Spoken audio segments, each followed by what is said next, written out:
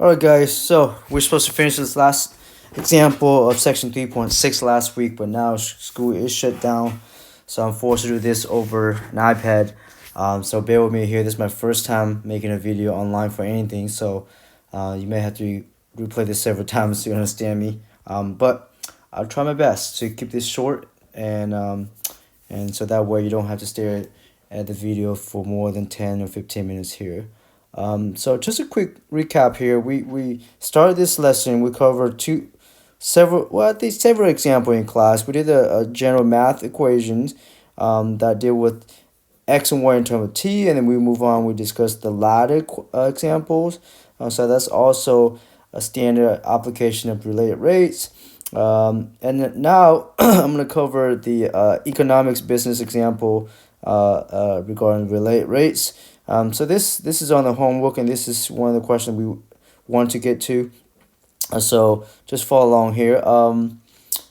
In this example here, we're going to look at how the cost, profit, and revenue functions are related respect to the variable x, where x is the output of the number of flash drives in this case, and these outputs are weekly output. So in a way, the variable x depends on the t itself. Okay, so given these three equation, depends on x, and x depends on x is a function of t here. So this is x depends on t. Okay, somehow we're given that the production is increasing at a rate of 500 flash drives when production is at 2,000 flash drive per week. We want to find the following rate of increase. Okay, so in other words, what we're looking at here is we're supposed to find the increase in cost.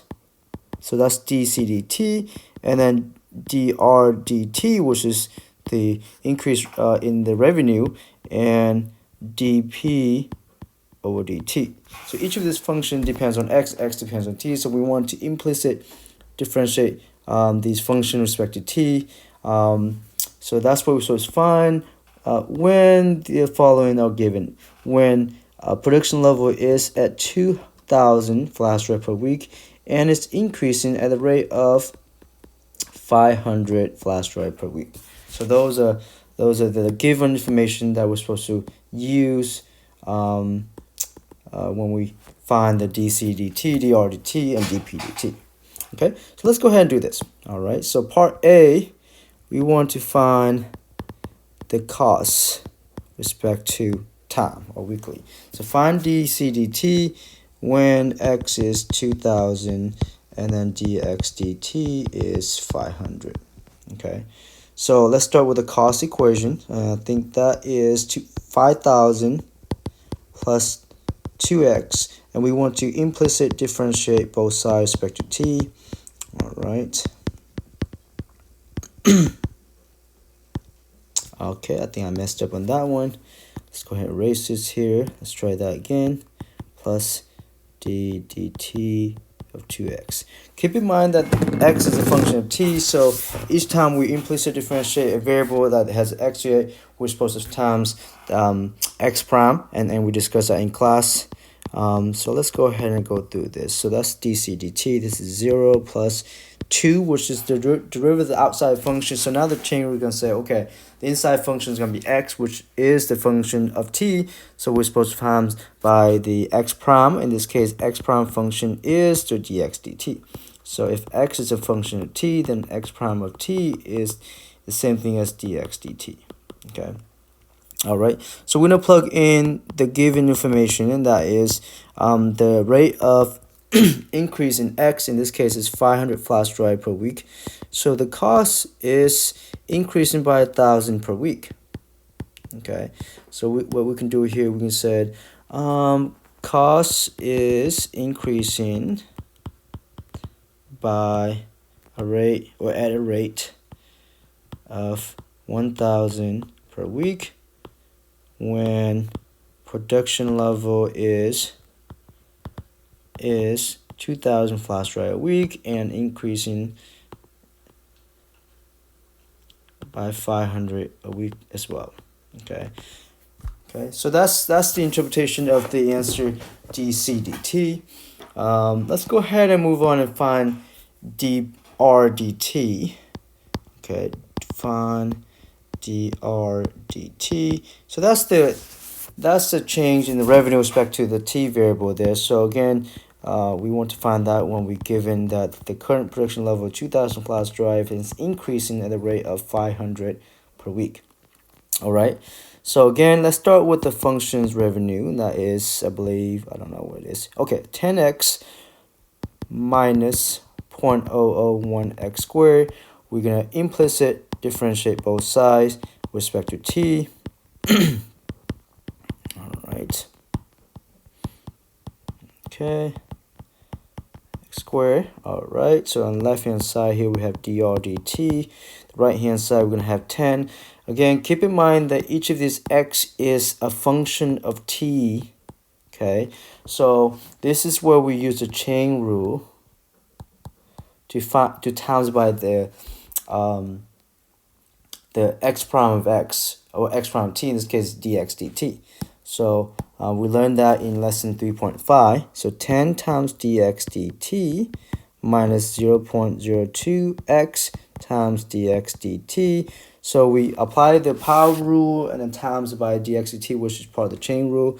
What we can do here is rewrite as 10 minus 0.02x multiplied by dx dt. And that's the common factor that we're looking at here, which we pull out to over there. Okay. All right. So now we can go ahead and plug in the current level of production, which is 2,000 for x, and then the 500 for dx dt. Okay. So that will give us 10 minus 4 times 500, and that will give us 3,000. Okay. And then we want to interpret that as the revenue. So we say revenue is increasing at a rate of 3,000 a week. Okay. All right. See what we got here. So we found the CDT, and then we found drdt. Part C is asking us to find. So part C is asking us to find dp dt. So note that to find the profit function, we take the revenue function minus the cost function. But if we were to differentiate both sides with respect to t, we're looking at this here. It turns out this is one of the rules that we've been using almost 2 chapters now. That is, if we differentiate sum or difference like this here, there's the rule that we're supposed to prove and show this is true, but we don't need to. We're just going to use it. So d dt of a sum or difference, it become the derivative of that sum or difference. Okay. So derivative of sum or difference is the same thing as the difference of the derivatives. So we've been using this throughout the problem here. So to do part C, simply we just said the change in the profit is equal to the change in the revenue minus the change in the cost, and we found those two things in part A and B. So we had 3,000 for the revenue and then 1,000 for the change in cost. So we're looking at 2,000 for the change in profit. Okay. So we said profit is increasing at a rate of